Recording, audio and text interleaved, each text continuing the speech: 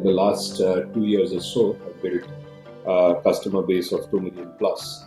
It's been obviously a great experience to start a bank of our own, and that too on a very different platform, and see the kind of power that digital banking has in terms of both acquiring customers but also servicing them in a way that is more suited for their lifestyle.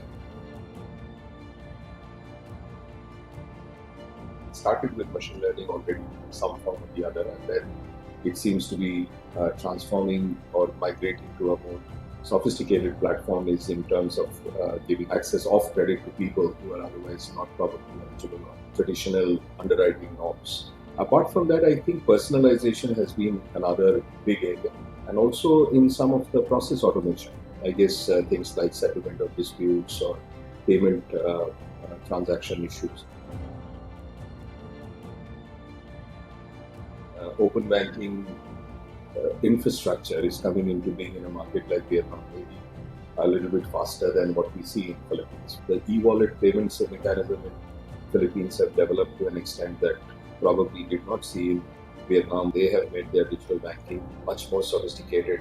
But when you see a market like Singapore, maybe a market like India, versus some of these markets which are now developing faster in Southeast Asia, there seems to be some difference in terms of the way talent is being built up.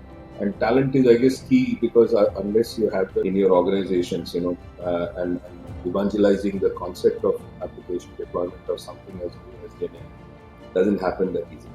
And regulations are probably evolving a bit faster in Philippines than in Vietnam, and that makes it easier in terms of sharing of data, etc. That is one of the key elements of making sure you are able to deploy Gen AI efficiently.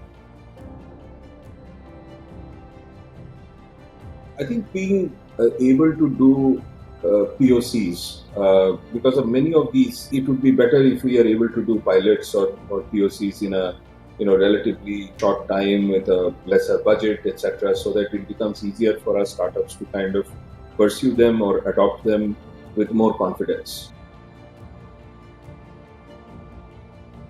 Data privacy is probably one of the key issues that we have to take care of when we are deploying Gen AI. That data privacy rules have to be, I guess, a bit more clarified and implemented. But application of Gen AI at this point of time is not regulated per se. So we do not see any hindrance, at least in the markets that we operate in this part of the world. What we are watching very keenly is the space around personalization, hyper-personalization, where we see Gen AI having genuinely a strong role to play. Decentralized finance, we're watching very, very closely. So all of that applications, I'm sure, will drive the adoption of decentralized finance, and that would be another area of it. I guess those are the key areas where we see AI developing banking further and making sure that it becomes more and more useful to customers, and therefore is adopted by the institutions in a larger scale.